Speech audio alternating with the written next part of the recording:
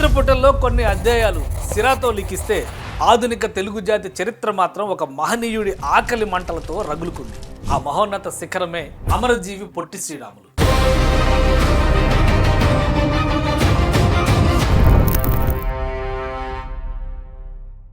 సొంత గడ్డపైనే పరాయి వారిలా బతుకుతున్న తెలుగు వారికి ఒక చిరునామా, ఒక రాష్ట్రాన్ని ప్రసాదించిన ఆ త్యాగధనుడికి నవ్యాంధ్ర రాజధాని అమరావతి గుండెల్లో సముచిత స్థానం దక్కుతోంది. అదే శరవేగంగా నిర్మాణం జరుగుతున్న స్టాట్యూ ఆఫ్ సాక్రిఫైస్.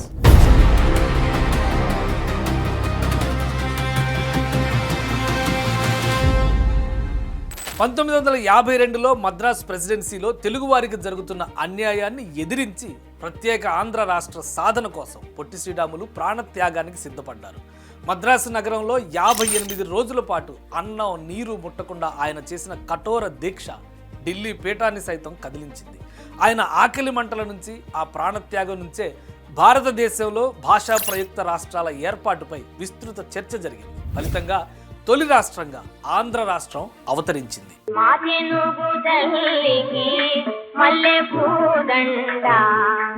తెలుగువారి ఆత్మ గౌరవానికి నిలువెత్తు రూపంగా రాజధాని అమరావతిలోని శాఖమూరులో 6.8 ఎకరాల సువిశాల ప్రాంగణంలో ఈ త్యాగమూర్తి స్మారక వనం అద్భుతంగా రూపుదిద్దుకుంటోంది. 58 అడుగుల ఎత్తు కంచు విగ్రహం యాదృచ్ఛికం కాదు.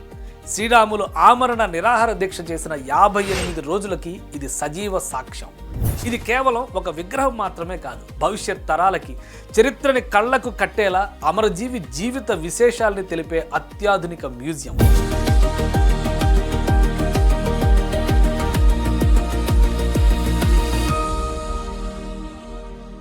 ఈ ప్రాజెక్టుని ఆంధ్రప్రదేశ్ ప్రభుత్వం, అమరజీవి పొట్టి శ్రీరాములు మెమోరియల్ ట్రస్ట్ సంయుక్తంగా చేపడుతున్నాయి.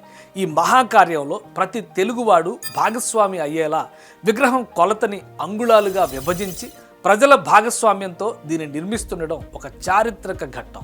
విగ్రహం మొత్తం ఎత్తు వెడల్పుని 11,832 అంగుళాలుగా లెక్కించారు. నిర్మాణ వ్యయం కోసం ఒక్కో అంగుళాన్ని ఒక యూనిట్గా తీసుకుని అంగుళానికి 5,116 రూపాయల చొప్పున ప్రపంచవ్యాప్తంగా ఉన్న తెలుగు ప్రజల నుంచి ఈ ట్రస్ట్ విరాళాలు సేకరిస్తోంది. స్మృతివనం, మ్యూజియం, ల్యాండ్స్కేప్ అభివృద్ధి పనులకి రాష్ట్ర ప్రభుత్వం సహకరిస్తోంది.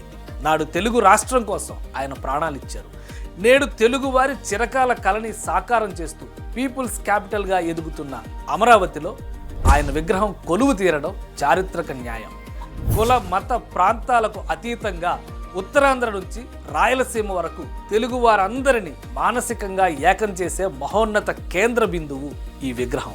రేపటి తరం అమరావతికి వచ్చినప్పుడు ఆకాశాన్ని తాకుతున్న ఈ 58 అడుగుల శిఖరాన్ని చూసి ఒక గొప్ప నిజాన్ని గ్రహిస్తుంది. మనకు ఈ రాష్ట్రం, ఈ గుర్తింపు, ఈ రాజధాని ఎవరి దయాదాక్షిణ్యాల వల్ల రాలేదు, ఒక మహనీయుడి ప్రాణత్యాగం పునాదుల మీద వెలిసింది అని గర్వంగా తెలుసుకుంటుంది. శంకుస్థాపన జరిగిన కేవలం 7 నెలల వ్యవధిలోనే పనుల్ని పరుగులు పెట్టిస్తూ అమరజీవి 125వ జయంతి మార్చి 16న దీన్ని ఘనంగా ఆవిష్కరించేందుకు సిద్ధం చేస్తున్నారు. ఈ విగ్రహావిష్కరణ అమరావతి చరిత్రలో సువర్ణాధ్యాయం.